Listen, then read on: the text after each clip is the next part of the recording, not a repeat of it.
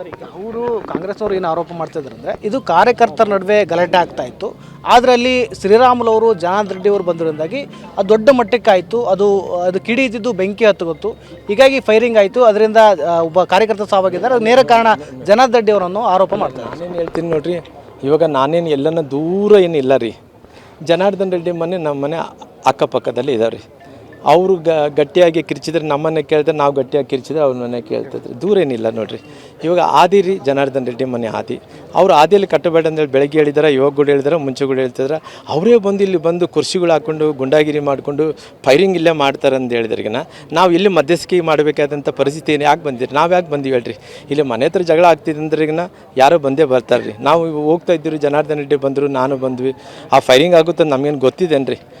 ನಾವು ಸುಮ್ಮನೆ ನಾವು ಏನೋ ನಾವೇನು ರೀ, ನಾವು ಸಹಜವಾಗಿ ಏನೇನು ಇರ್ಬೋದು, ಏನೇನಿದ್ರೆ ಹೇಳ್ಬೋದು ಮಾತು. ಅಲ್ಲಿ ಗಂಡು ಮೇನ ಆರಿಸೋ ತನಕ ಬರ್ತಾರೆ ಅಂತ ಹೇಳಿದ್ರಿಗಿನ ಅವರೆಲ್ಲ ಕೂಡ ಪ್ಲ್ಯಾಂಡ್ ಆಗಿ ಬಂದಂಥವ್ರು ಅಲ್ಲಲ್ರಿ. ಇಲ್ಲಿ ರೀ ಹಿಂಗೆ ಇವಾಗ ಅವರೆಲ್ಲ ಪ್ಲ್ಯಾಂಡಾಗಿ ಬಂದಿದ್ದಕ್ಕೋಸ್ಕರ ನೋಡಿರಿ. ಇವಾಗ ಅವರು ಸರ್ಕಾರ ಇದೆ, ಅವರು MLA ಇದ್ದಾರೆ ರೀ. ನಾನು ಅವ್ರ ಕಾರ್ಯಕ್ರಮ ಮಾಡೋದ್ರಿಂದ ಯಾವುದೇ ರೀತಿಯಲ್ಲಿ ಕೂಡ ನಮ್ದು ಅಭ್ಯಂತರ ಇಲ್ಲ ರೀ. ಈ ರೀತಿ ಯಾರೋ ಮನೆ ಹತ್ರ ಬಂದು ದೌರ್ಜನ್ಯ ಮಾಡೋದು ಇಲ್ಲ. ಅವ್ರ ಮನೆ ಹತ್ರ ಹೋಗಿ ನಾವು ಕೂಡ ಎಷ್ಟೋ 30 ವರ್ಷ ರಾಜಕಾರಣ ಮಾಡಿದ್ರಿ.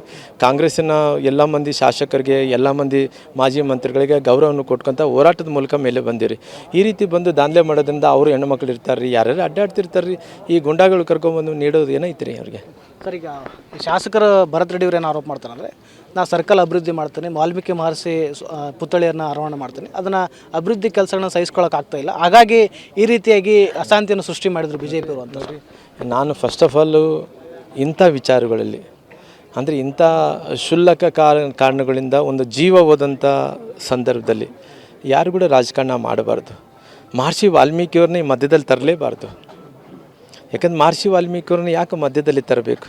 ನಿಮಗೇನು ಸಂಬಂಧ ರೀ ಮಹರ್ಷಿ ವಾಲ್ಮೀಕಿ? ಅಲ್ಲರಿ, ಮಹರ್ಷಿ ವಾಲ್ಮೀಕಿಯವರು ಪುತ್ಥಳಿ ಇಡೀ ಕೇವಲ ಬಳ್ಳಾರಿ ನಗರದಲ್ಲಿ ಅಲ್ಲ ರೀ, ಇಡೀ ರಾಜ್ಯದಲ್ಲಿ ಎಲ್ಲೆಲ್ಲಿ ಪುತ್ಥಳಿಗಳು ಆಗ್ತಿರ್ತಾರೆ. ನಾವು ಹೋಗ್ತಿರ್ತೀವಿ ರೀ, ಕರೆದಂಥ ಟೈಮಲ್ಲಿ ಸಮಯ ಇದ್ದರೆ ನಾವು ಕೂಡ ಹೋಗಿ ಇನಾಗ್ರೇಷನ್ ಮಾಡ್ತೀವಿ. ಮಹರ್ಷಿ ವಾಲ್ಮೀಕಿಯವರು ಒಂದು ಜಾತಿಗೆ ಸೀಮಿತವಾದಂಥ ನಾಯಕರಲ್ಲ ರೀ. ಅವರೆಲ್ಲ ದೊಡ್ಡ ವ್ಯಕ್ತಿಗಳು, ರಾಮಾಯಣವನ್ನು ಬರೆದಂಥವ್ರು. ಕೇವಲ ನಿಮಗೆಲ್ಲೋ ಒಂದು ಕಡೆ ಇವತ್ತು ನಿಮಗೆ ಏನೋ ಒಂದು ಕಡೆ ತೊಂದರೆ ಆಗಿದೆ ಅಂತೇಳಿ ಮಹರ್ಷಿ ವಾಲ್ಮೀಕಿಯವ್ರನ್ನ ಹೇಳ್ಕೊಂಬರೋದು ಎಷ್ಟು ಮಟ್ಟಿಗೆ ಕರೆಕ್ಟ್ ಇದೆ ರೀ? ಅದು ಯಾವುದೇ ರೀತಿಯಲ್ಲಿ ಸರಿ ಅಲ್ಲ ರೀ. ಇದು ಎಲ್ಲ ಕೂಡ ಪ್ರೀ ಪ್ಲ್ಯಾಂಡ್. ಜನಾರ್ದನ್ ರೆಡ್ಡಿ ಹತ್ರ ಜಗಳ ಮಾಡಬೇಕು ಅನ್ನೋಂಥ ಕಾರಣದಿಂದನೇ ಈ ರೀತಿ ಮಾಡಿದಂಥ ವಿಷಯ ರೀ. ಸರ್, ಈಗ ಕಾರ್ಯಕರ್ತನ ಸಾವಾಗಿದೆಯಲ್ಲ, ಅದಕ್ಕೆ ನೇರ ಕಾರಣ ಜನಾರ್ದನ್ ರೆಡ್ಡಿ ಅವರು ಅನ್ನೋದು ಅವರು ಆರೋಪ. ಇದು ಏನು ಸಮಸ್ಯೆ ಆಗಿರ್ಬೋದು ಸರ್? ನೋಡಿರಿ, ಜನಾರ್ದನ್ ರೆಡ್ಡಿಯವರು ಇನ್ನೊಬ್ಬರ ಅನ್ನೋದಕ್ಕಿಂತ ಭರತ್ ರೆಡ್ಡಿಯವರು ಭಾಳ ಸತ್ಯವಂತರು ರೀ. ನಾನು ಹೇಳ್ತೀನಿ ರೀ, ಭಾಳ ಒಳ್ಳೆಯ ವ್ಯಕ್ತಿ. ಜನಾರ್ದನ್ ರೆಡ್ಡಿ ಕೂಡ ಅಷ್ಟೇ ಸತ್ಯವಂತರು, ಅಷ್ಟೇ ಒಳ್ಳೆಯ ವ್ಯಕ್ತಿಗಳು ರೀ. ಇವತ್ತು ಇದನ್ನು ಯಾರು ಜಸ್ಟಿಫಿಕೇಷನ್ ಮಾಡ್ಬೇಕ್ರಿ?